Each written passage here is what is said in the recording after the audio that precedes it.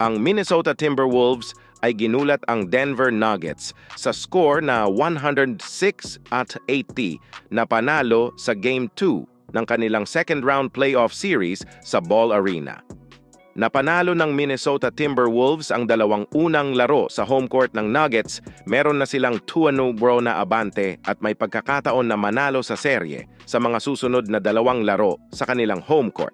At nakuha pa nila ang panalo sa Game 2 nang wala ang kanilang defensive anchor na si Rudy Gobert dahil sa personal na dahilan.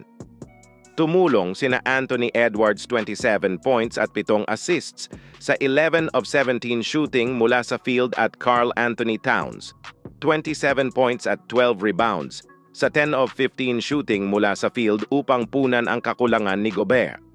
Mayroon si Nikola Jokic na 16 points, 16 rebounds at 8 assists, ngunit hindi maganda ang performance ni Jamal Murray na nag-shot ng 3 of 18 mula sa field habang binatikos ang pangkalahatang performance ng Nuggets. Ang lahat ng pressure ay nasa Denver dahil nakuha na ng Timberwolves ang home court advantage matapos ang panalo nila sa Game 1. Ang pagkawala ni Gobert ay magbibigay sana ng malaking tsansa para manalo ang defending champion Denver Nuggets, ngunit nabigo pa rin sila.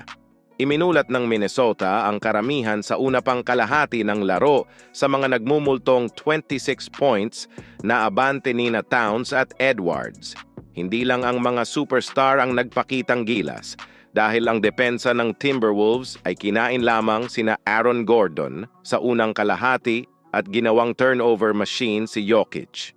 Ang pagka-frustrate ang bumuo sa Denver kung kailan nagtapon pa si Murray ng isang heat pack mula sa bench habang patuloy ang laro. Matagal na ang nakaraan mula nang ang second half ng laro ng Nuggets sa playoffs ay magiging isang balangkas lamang dahil sa pagkakalagay nila sa malaking pagkatalo. Pero iyon ang realidad, isang patunay sa kahusayan ng Minnesota at sa hindi pangkaraniwang bagay lubha, talagang inalat si Jokic at ang team niya. Kahit na nagkamomento ang home team sa fourth quarter, sa pagputol ng kalamangan mula 32 points down to 22, sinagot ng Timberwolves ito sa pamamagitan ng mahahalagang 3-pointers mula kina Nickeil Alexander-Walker, Towns at Edwards. Patuloy na ipinapakita ni Edwards ang paghahalintulad kay Michael Jordan sa pamamagitan ng kanyang shrug celebration. May magawa pa kayang sagot ang defending champion o ibabaon na sila ni Anthony Edwards at ng Timberwolves?